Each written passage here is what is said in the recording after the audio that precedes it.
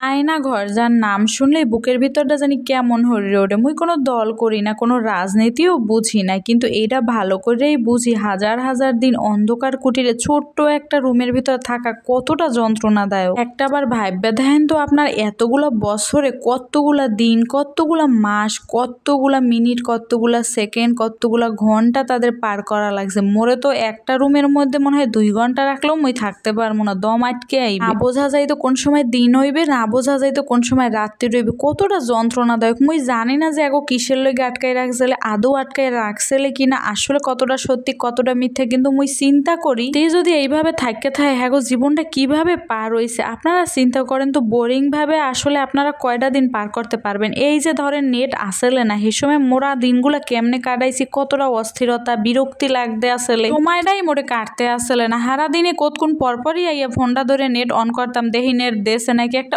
অন্যরকম অবস্থা মগো ব্যাবাকেরই কিন্তু হয়েছিল। কিন্তু ওই মানুষগুলা যদি সত্যি ওইনে থাকতে থাকে, আত্মীয় স্বজন আপন মানুষের ছাড়া কতটা কষ্টে দিন রাত্রির গুলা এতগুলা বছর পার করছে, একটা দুইটা কি দিন কয়েন জানেন। এর লেগেই না মোর রাজনীতি ভালো লাগে না, কত সত্যি মিথ্যায় ষড়যন্ত্রে ঘেরা থাকে এই রাজনীতি। হয়তো এখন অনেকেই মোর ভিডিও দেখে কইবেন কি মোরে দিদি আপনি রাজনীতির বোঝেন কি, হের লেগে তো আপনি এইরকম কথা কয়েন। হয় ভাই মুই বুঝি না আর বুঝতে চাইও না, মুই নিরিবিলি থাকতেছে। আপনারা আবার মোর এই ভিডিও দেখে মোরে কোনো দলে আবার বাঘরে হালাই দিয়েন না। কোনো দলে নাই জীবনে, এখন তো দেখান ভোটও দিতে পারলাম না, হ্যাঁ বলে মানুষে দিয়ে হেলাইছে। হের লেগে জন্মের মতো কষ্টও পাইছিলাম। মুই চাই এদেশের ছাত্ররা যে কষ্টগুলা করছে, ছাত্ররা যে শহীদ হয়েছে, হ্যাঁ রক্তের বিনিময়ে যেন আসলে একটা সুন্দর দেশ গঠন হয়। আর মুই এই ঘরের কাম করতে করতে আয়না গলেই আপনাগুলো কথা কইলাম কি লইগে জানেন, যদি সত্যি এই জিনিসগুলো ঘটতে থাকে আপনারা আবার কইতে পারেন খালি মুই সত্যি সত্যি কই কান। মুই এই আসলে অনলাইন জগতে দেখি কোনটা সত্যি কোনটা মিথ্যা, মুইও কিছু বুঝিও না আর অত ঘাটাঘাটিও করতে যাই না। কিন্তু এগুলো যদি ঘটতে থাকে কত মর্মান্তিক ঘটনা কয়েন দেখি। ফেসবুকে ঢুকলেই দেখি একজনের ছোট্ট ছোট্ট 2টা মাইয়া রাখা এরকম হাওয়া হয়ে গেছিল, আর এখন কত বড় হয়ে গেছে মাইয়ার।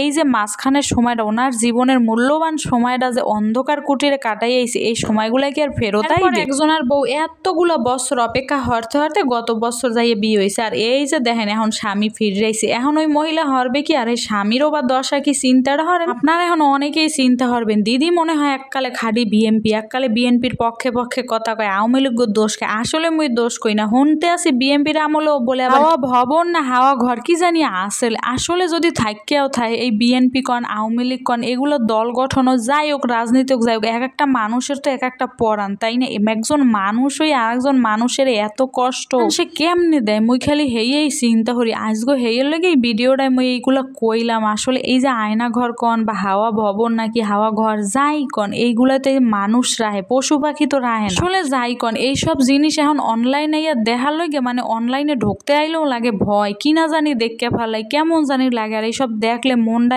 এত খারাপ লাগে কি কম, এখন আর কিচ্ছু ভালো লাগে না কিচ্ছু।